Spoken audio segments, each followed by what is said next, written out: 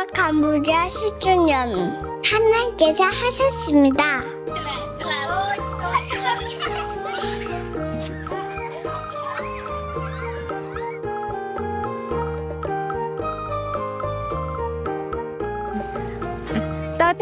떠대야? 님이야.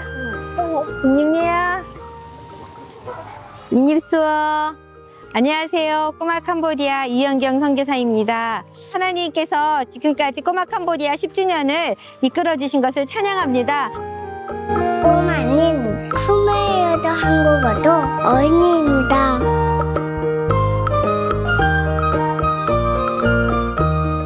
캄보디아는 오랜 세월 동안 교육 인프라 부족으로 인해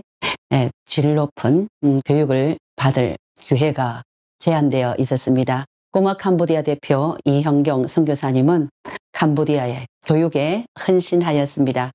유치원 개원학교 교사 재교육, 교재 개발을 위한 유아교육 과정을 개발하여 어린이들의 더 나은 미래를 꿈꿀 수 있도록 다양한 사역을 펼치셨습니다. ប្រជាម្ចាស់បានជ្រោមជ្រែងនិងដឹកនាំកុមារខេមបូឌាមកដល់ពេលនេះរយៈពេល10ឆ្នាំហើយយើងខ្ញុំសូមសារភាពថាគ្រប់ទាំងសេចក្ដីរឿងទាំងអស់គឺថ្វាយចំពោះព្រះជាម្ចាស់ជំរាបសួរខ្ញុំបាទឈ្មោះហួយតុងលយខ្ញុំសូមអរគុណព្រះជាម្ចាស់យ៉ាងខ្លាំងដែលព្រះអង្គបានបង្កើតកុមារខេមបូឌានៅទឹកដីនេះជាពិសេសយើងខ្ញុំសូមអរគុណដល់បេសកជនលីហឹងយ៉ងព្រមទាំងបេសកជនដែលជាដៃគូដទៃទៀតដែលបានខិតខំលះបង់កម្លាំងកាយចិត្តស្ម័គ្របម្រើនិងស្រឡាញ់ដល់ប្រទេសកម្ពុជារបស់យើងខ្ញុំតាមរយៈបទពិសោធន៍ដែលខ្ញុំធ្វើការរួមជាមួយកុមារខេមបូឌារយៈពេល8ឆ្នាំកន្លងមកនេះខ្ញុំពិតជាមើលឃើញថាព្រះជាម្ចាស់បានស្រឡាញ់ដល់ប្រទេសកម្ពុជានិងកុមារនៅក្នុងប្រទេសកម្ពុជាខ្លាំងណាស់ពីព្រោះព្រះអង្គបានប្រទាននៅការអប់រំដ៏ល្អដ៏មានគុណភាពនៅក្នុងទឹកដីនេះហើយនេះឯងគឺជាសេចក្តីស្រឡាញ់ដែលព្រះអង្គបានបង្ហាញតាមរយៈបេសកជននិងបងប្អូនសាស្ត្រាចារ្យលោកគ្រូអ្នកគ្រូដែលបានចំណាយពេលវេលាដ៏មានតម្លៃចូលមកបម្រើនៅក្នុងទឹកដីកម្ពុជា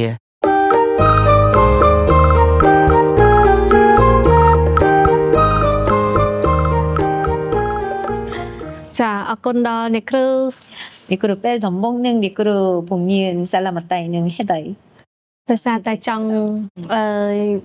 បង្រៀនក្មេងៗពីព្រោះពេលខ្ញុំធំដឹងក្តីគឺ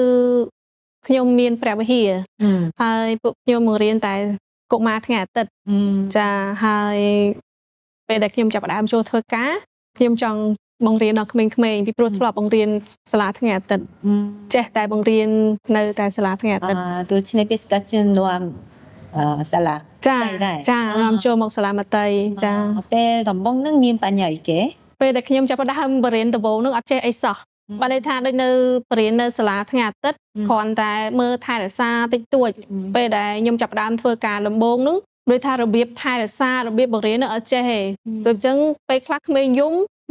តាមក្មេងដែរអញ្ចឹងអត់ចេះអញ្ចឹងពីមួយថ្ងៃទៅមួយថ្ងៃបារម្ភច្រើនអត់ដឹងថាត្រូវបង្រៀនយ៉ាងម៉េចដូច្នេះកុមារកម្ពុជាធ្វើសិក្ខាសាលាច្រើនហើយនឹងខ្ញុំទទួលបានច្រើនអ្នកគ្រូអើយតាមរយៈកុមារខេមបូឌាអ្នកគ្រូការបរៀនក្មេងៗពីមុនខ្ញុំគិតថាការបរៀនក្មេងមានតែបរៀនកខកខហើយផាត់ពណ៌អីតិចតួចទេហើយថែរក្សាមួយទឹកអីអញ្ចឹងទៅប៉ុន្តែបន្ទាប់ពីខ្ញុំចូលរួមសិក្ខាសាលានៅកុមារខេមបូឌាខ្ញុំដឹងច្រើនថាក្មេងៗមិនមែនរៀនតែអក្សរទេមានរៀនច្រើនមែនទែនអញ្ចឹងតាមរយៈកុមារខេមបូឌានោះខ្ញុំទទួលបាននៅបទពិសោធន៍ហើយដឹងពីរបៀបបរៀនក្មេងបានច្រើនឥឡូវខ្ញុំមានភាពក្លាហានក្នុងការដែលថែរក្សាផងបង្រៀនផងបានយ៉ាងល្អដែរឥឡូវអ្នកគ្រូជានាយកសាលាដែរចាអូអ្នកគ្រូធំឡើងហើយចាអ្នកគ្រូចា 제가 처음으로 캄보디아에 왔을 때는 2010년이었는데 그때 이영경 선교사님이 꼬마 캄보디아의 센터를 설립하기 이전에 건물을 빌려서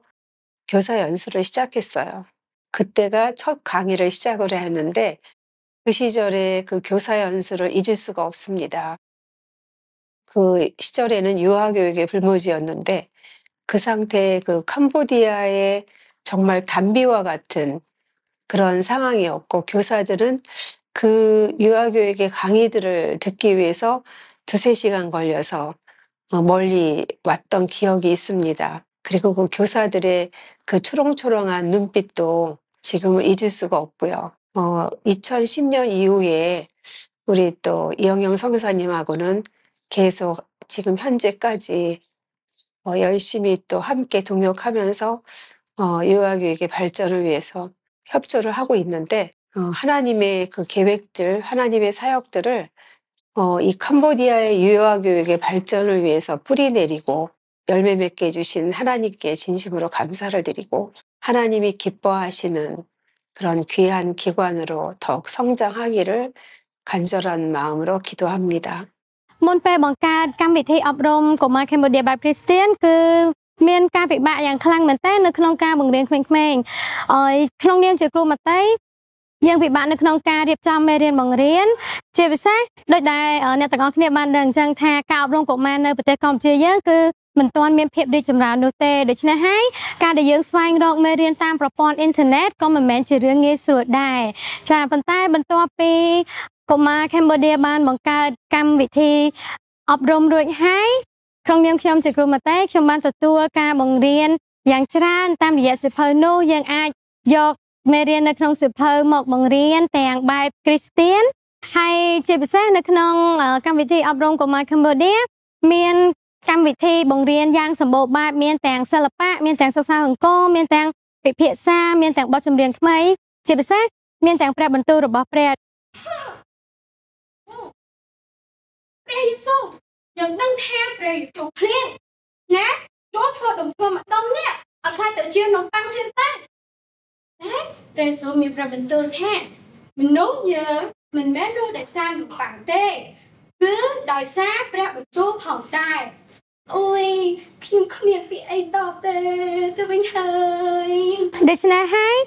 យើងអាចយកសៀវភៅរបស់កុមារ Cambodia មកបង្រៀនដល់ក្មេងៗអាចបង្រៀនពីព្រះបន្ទូលទៅកាន់ពួកគាត់ហើយអ្វីដែលសំខាន់ជាងនោះទៅទៀតទោះបីជាសៀវភៅកុមារ Cambodia បានបង្កើតឡើងដោយអ្នកគ្រូកូរ៉េក៏ដោយប៉ុន្តែអ្នកគ្រូគាត់បានធ្វើសៀវភៅនោះឡើងសមស្របទៅតាមប្រទេសកម្ពុជាតាមវប្បធម៌ហើយតាមប្រពៃណីរបស់ប្រទេសកម្ពុជាដូច្នេះហើយពិតជាមានភាពងាយស្រួលនៅក្នុងការបង្រៀន 캄보디아는 95%의 사람들이 불교를 믿고 있습니다. 그러다 보니 선교사님들이 하고 있는 유치원이다 또 여기 가면 예수 믿는다 그러면 엄마들이 아이들을 보내지 않습니다. 그래서 우리는 정말 좋은 유치원을 해야 됩니다. 저곳에 가면 예수 믿는 걸 뻔히 알지만 저곳의 교육이 너무 좋기 때문에 아이를 보낼 수밖에 없는 그런 좋은 유치원을 해야 됩니다. 그래야 우리가 기독교 교육을 하고 그래야 예수님의 제자를 만들어낼 수 있기 때문입니다.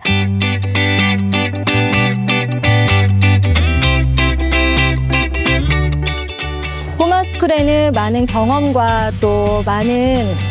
사역을 감당하고 계신 시니어 선교사님들과 함께 저희는 사역을 하고 있습니다. 혼자가 아닌 함께하는 것이 얼마나 큰 힘이 되고 또 위로가 되고 이 땅 캄보디아 어린이 교육을 위해서 함께 노력하는 것이 저희 같은 젊은 선교사들에게는 큰 힘과 도전과 또 위로가 됩니다. ខ្ញុំសូមអរព្រគុណព្រះជាម្ចាស់ដែលទ្រង់បានប្រទានពរឲ្យពួកយើងទាំងពីរបានទៅសិក្សានៅក្នុងប្រទេសកូរ៉េផ្នែកអប់រំកុមាររយៈពេល6ឆ្នាំហើយយើងពិតជាអរគុណដល់អ្នកគ្រូលីយ៉ុងកៀងហើយនិងបេក្ខជនទាំងអស់ដែលបានអធិដ្ឋានក៏ដូចជាគាំទ្រដល់ពួកយើងសម្រាប់ការសិក្សារបស់ពួកយើងទាំងពីរនាក់ខ្ញុំបានបញ្ចប់ការសិក្សានៅក្នុងប្រទេសកូរ៉េហើយឥឡូវនេះខ្ញុំបានត្រឡប់មកប្រទេសខ្មែរវិញហើយកំពុងបំពេញការងារជាគ្រូបង្រៀននៅក្នុងថ្នាក់សាកលវិទ្យាល័យមួយនៅសាលាព្រះគម្ពីរយើងខ្ញុំមានគោលបំណងធ្វើឲ្យប្រទេសកម្ពុជាយើងមានភាពរីកចម្រើនខាងផ្នែកអប់រំកុមារដូច្នេះខ្ញុំនឹងព្យាយាមធ្វើការខិតខំប្រឹងប្រែងរៀនសូត្រដើម្បីយកចំណេះដែលខ្ញុំបានរៀនទៅបង្រៀនទៅដល់សិស្សានុសិស្សឲ្យគាត់មានជំនាញខាងផ្នែកអប់រំកុមារនិងបង្រៀនកុមារនៅក្នុងប្រទេសកម្ពុជាស្របតាមបំណងមហាតីរបស់ផងព្រះ 꼬마 캄보디아를 했던 10년의 세월은 정말 놀라운 기적의 세월이었습니다. 10년의 세월 동안 하나님께서는 놀라운 일을 이 땅에 행하셨습니다. 제가 캄보디아에 올 때 큰 일을 하겠다는 그런 꿈을 가지고 온 것이 아닙니다. 저는 예수님을 너무 사랑했고 그 예수님이 가자고 하셨으니까 따라온 것뿐이었는데 하나님께서는 이렇게 놀라운 계획을 가지고 하나님의 잔치에 저를 초대해 주셨습니다. 그래서 이곳에서 하나님께서 하시는 그 놀라운 일들을 보며 기쁨을 누릴 수 있는 그 은혜를 제가 맛보았습니다. 이곳을 통하여 하나님께서는 이 캄보디아 어린이들이 하나님의 사람으로 자라날 수 있도록 그렇게 일하고 계심을 보는 그 권리를 누리고 살았습니다. 앞으로의 20년, 30년도 하나님께서 그렇게 일하실 것을 믿습니다. 지금까지 꼬마 캄보디아가 올 수 있었던 것은 많은 분들의 기도와 또 후원과 또 직접 오셔서 참여해 주시는 그 일들을 통하여 여기까지 올 수 있었습니다. 함께 해주신 모든 분들께 감사드립니다. 무엇보다 꼬마 캄보디아를 계획하시고 일하시고 이 모든 것을 이끌어 가시고 운영하신 우리 하나님을 찬양합니다. 우리 하나님을 경배합니다. 감사합니다.